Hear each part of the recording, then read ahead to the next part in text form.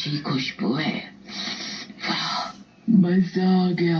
लगता है डर गए ये लोग मुझसे। मुझे खुद ही बुलाकर खाना खिला रहे हैं। अलीशा गोलियां चलाने लगती है पर चुड़ैल पर कोई असर नहीं होता। अरे ये क्या, बिना खाना खिलाए ही ये हाजमे की गोलियां मुझ पर बरसा रही है।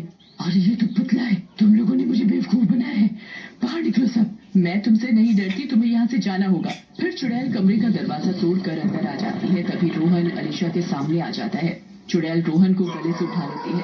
अलीशा, अलीशा, तुम भाग जाओ यहाँ से, जाओ जल्दी जाओ। अलीशा को कुछ समझ नहीं आता और वो भागकर मशाल ले आती है और उससे चुड़ैल को मारने लगती है। नहीं नहीं, मैं वापस आऊंगी, मैं बाहर ही तुम्हारा इंतजार करूंगी। चुड़ैल रोहन को छोड़ देती है और वहाँ से गायब हो जाती है। रोहन, मैं अब क्या करूं? ये तरकीब भी फेल हो गई। अंकल, आपको याद है वो बूढ़े बाबा जो हमें मिले थे? हमें उसे ढूंढना चाहिए, वही हमें पूरी बात बता पाएगा। इतने में बाहर से हंसने की आवाज आती है।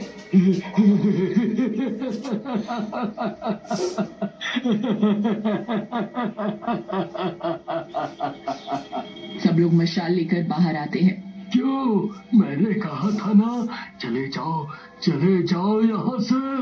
बाबा, अच्छा हुआ आप आ गए, हम आपके पास ही आने वाले थे। प्लीज मुझे बताओ ये सब क्या हो रहा है? ये चुड़ैल कहाँ से आई? इसका खात्मा हम कैसे करें? चुड़ैल बुड्ढे के पीछे ही खड़ी होती है। अरे मर गया रे, वो देखो, वो चुड़ैल तो बाहर ही है। चलो सब लोग अंदर चलो। बाबा चलो, आप भी जल्दी। चुड़ैल रिसोर्ट के अंदर नहीं आ सकती। मैंने फिर से चारों ओर आग का घेरा लगवा दिया है, जल्दी कीजिए। बाहर आओ, मैं यही बाहर ही बैठी हूँ। मैं तुम्हें यहाँ से जाने नहीं देने वाली। कितने भी आग जला लो, कभी तो बाहर आओगे तुम। मुझे पता था तुम्हें मेरी जरूरत पड़ेगी। हाँ, मेरी जरूरत पड़ेगी।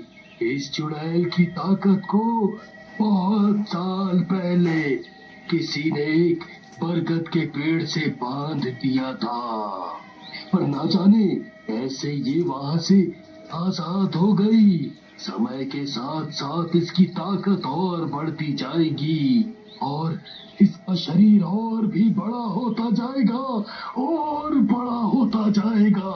लेकिन जिसने इसे बरगद के पेड़ से बांधा था, वो इसे फिर से तो बांध सकते होंगे। वो कहाँ है? वो तो अब इस दुनिया में नहीं है। उनका पोता जंगल से थोड़ी दूर पे ही रहता है, उसे शायद पता हो कुछ। ठीक है रोहन, हम उसके पास जाएंगे।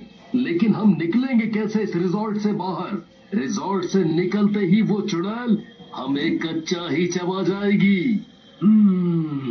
ये लो, ये धागा पहन लो। जब तक तुम्हारे गले में ये है, चुड़ैल तुम्हारे पास नहीं आ सकेगी।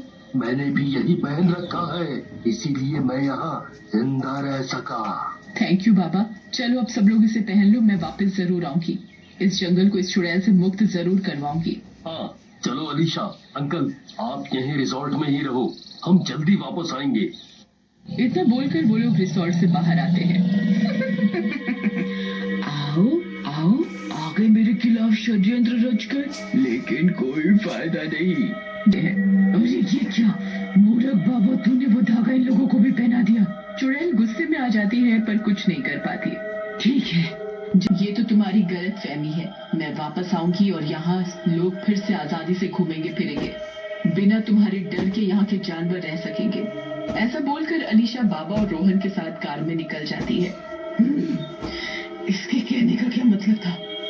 जो भी हो, अब ये वापस नहीं आने वाली। अब मैं इस जंगल में आराम से राज करूंगी और जानवरों का शिकार करके पेट भरूंगी।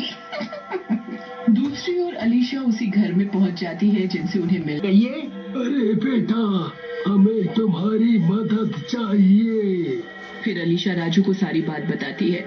ये तो बहुत बुरा हुआ। मेरे दादाजी ने मुझे उस चुड़ैल की कहानी सुनाई थी और मुझे ये तलवार दी थी कि अगर कभी भी वो चुड़ैल उस बरगद के पेड़ से आजाद हुई तो तुम इससे उस पर वार करके उसे हमेशा के लिए खत्म कर सकते हो। वो तलवार बहुत बड़ी होती है और सोने की तरह चमक रही है। हमारा क्यों नहीं? इसका दूसरा वार नहीं। ठीक है, मैं पूरी कोशिश करूंगी कि उसे एक ही वार में